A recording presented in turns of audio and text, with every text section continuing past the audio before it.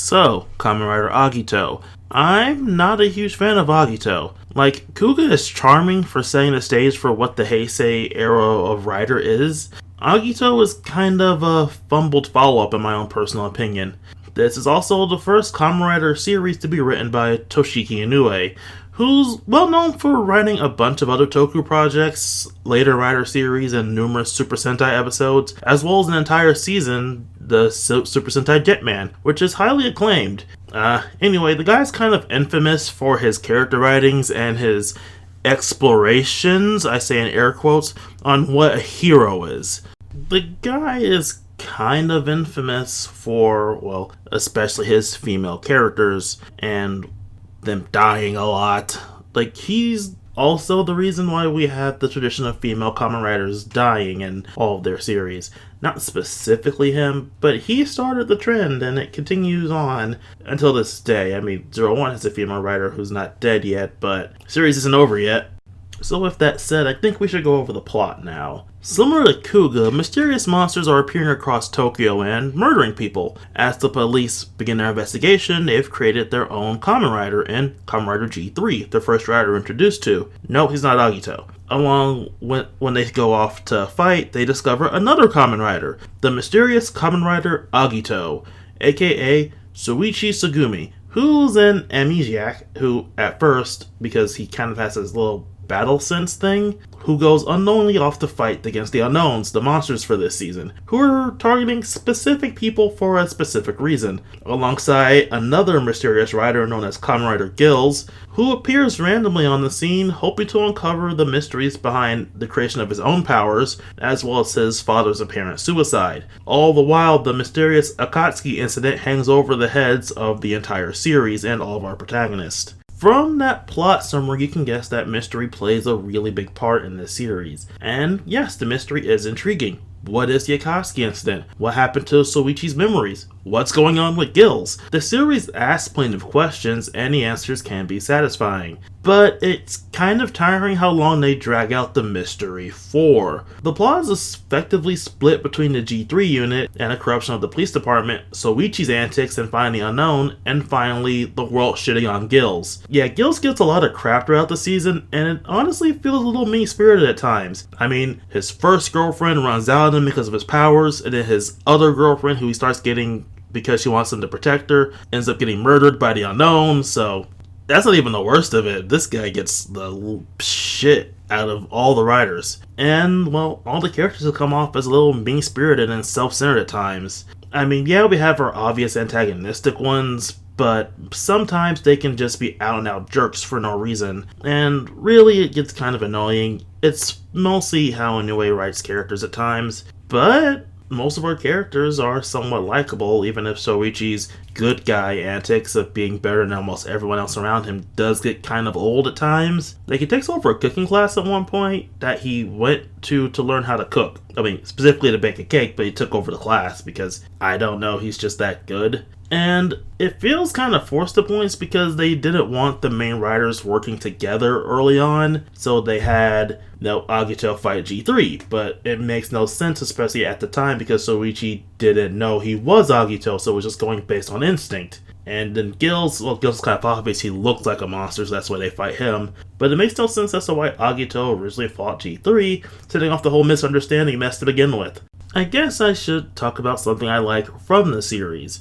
I like the idea of the 3 writers. This is the first series to have multiple writers. 3 in this case, well, actually 4, but we'll get to him later. G3, a mechanical writer who's, mechanical, kind of a robot, he's equipment. On top of that, he's the only writer to have to put his suit on him. He doesn't summon it or it doesn't mutate onto him. He has to physically put it on, like he's Iron Man or something. It's something different, and it makes sense considering he's a police-sanctioned writer. Or, though we'll get another one who doesn't do that later on, but we'll talk about him later. Anyway, speaking of mutations, we have Gills. And from the name, you can guess he's a fishman-like Kamen Rider, who, well, mutates into his rider form.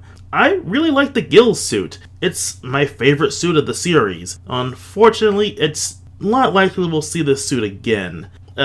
Basically, Toei kind of fucked up and the suit's been damaged beyond repair. According to word of mouth, it's the jaw of the suit because there's this thing where Gills opens up his mouth, and it's really cool, and he's the only suit to have that. But yeah, we don't get to see it. I mean, we'll never see it again. But again, I do like the whole Gill Man theme. I really like his upgraded form exceeded Gill's, because that's a really cool upgraded form with all the spikes and whatnot.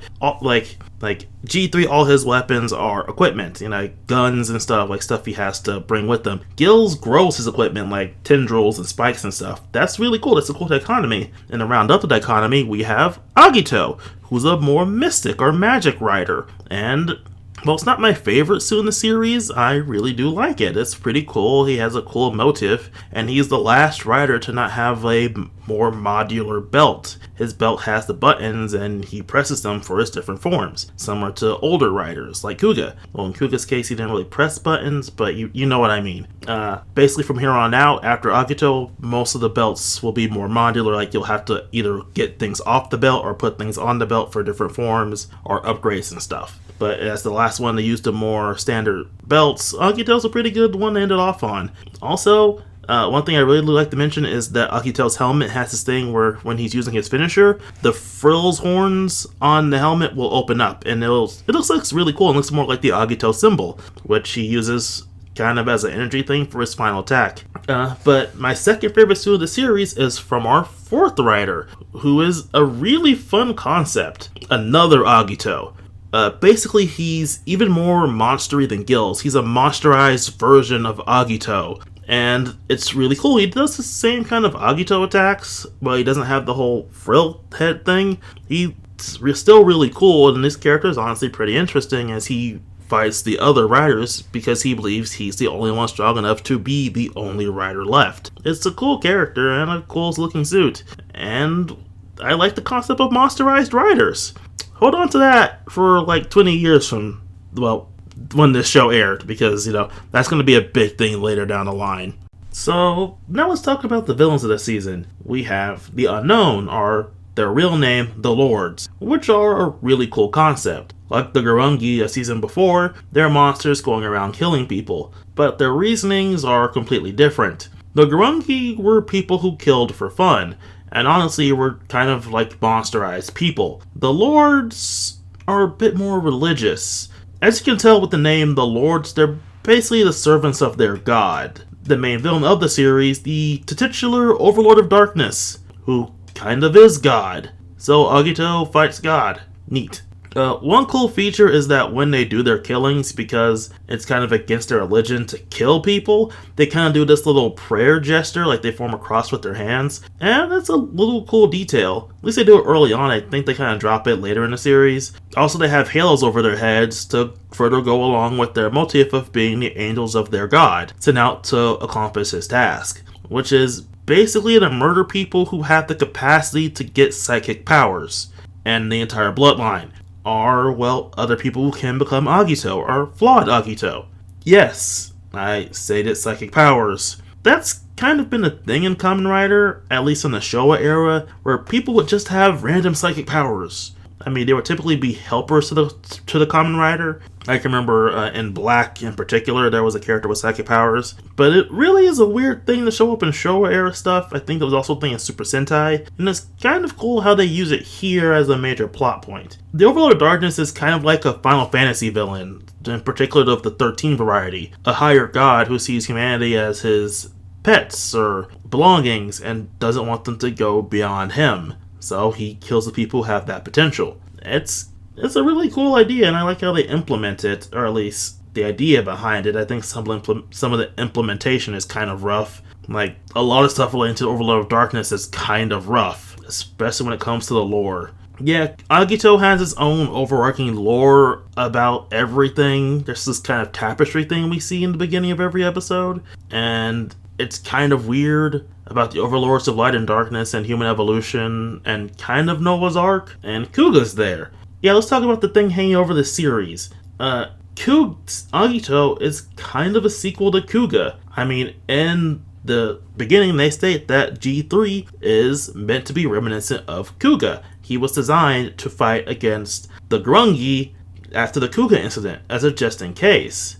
And Kuuga is in the lore of Agito, as stated that the gods granted the power of Kuuga to a warrior to defend his tribe. It's interesting, but there's some inconsistencies in their stories and whatnot, and they don't really coalesce together. And so officially, Agito was broken off as more of its own thing, and started a tradition of there not really being much of a plot connecting one Rider season to another. While it was a cool concept, it failed in its execution. Kind of like Agito as a whole, in my own personal opinion. A lot of fun concepts and ideas, and interesting little factoids here and there, but doesn't fully coalesce into its own great thing. The characters are pretty unlikable, and even the characters you do like will get shit on for no reason. Here's looking at Gills. Seriously, I think the only amount of peace he gets in the entire series is at the end. And he doesn't die, so not that kind of peace. And the Overlords are cool, but the Overlord of Darkness is kind of a lame villain by the end of it. He was a cool concept as a villain, a god who sees his children, humanity, and doesn't want them to grow up. That's a cool idea. Final Fantasy keeps using this idea for a reason, but it doesn't really gel to a big threat. He basically just spends most of the series on the sidelines until the end game, and then he's just rider kicked by Kuuga, and that's it. If you want to dig into Agito, it has some good elements. Again, Gills, the suits are pretty cool, and everything about another Agito, but don't get too into it because you probably won't get a lot of substance from all the fluff.